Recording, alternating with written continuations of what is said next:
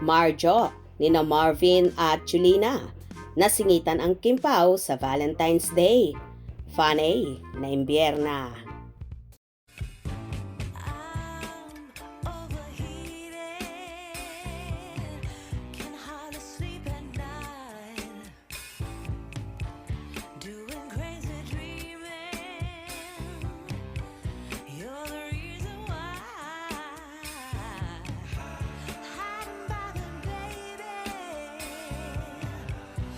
Pagkatapos maurong ang showing ng My Love Will Make You Disappear ng Kimpaw from its original October playdate last year to a Valentine's Day offering. This year, nagkaroon na naman ng aberya ang showing ng nasabing rom-com ng Star Cinema dahil may bagong partnership na nabuo sa worldwide screening nito.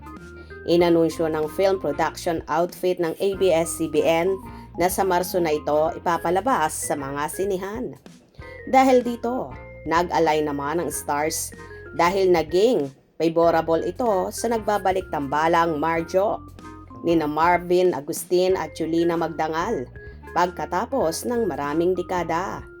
Nakatakda kasing ipalabas ang ex-lovers ng Marjo sa February 12 playdate. Hiri tuloy ng kibitzers.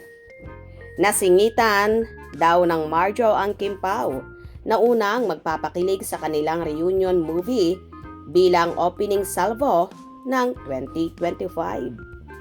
Sina Julina at Marvin ay nakilala sa mga pelikulang Flames, The Movie, Loves Kita, Okay Ka Lang at Hey Babe noong dekada 90. Tampok din sa nasabing pelikula sina J.K. Labajo at Loisa Andalio.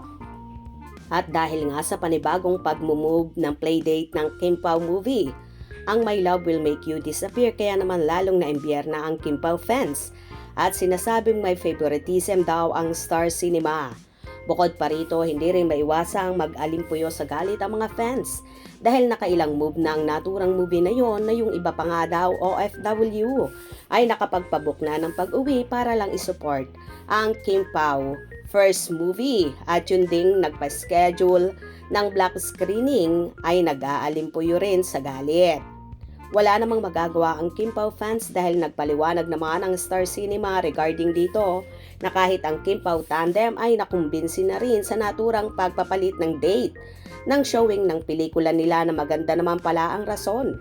Kung noon ngang nakarang araw ay galit na galit din si Paulo sa ginawa ng Star Cinema. Pero ngayon ay tila okay na ang actor at back to taping na.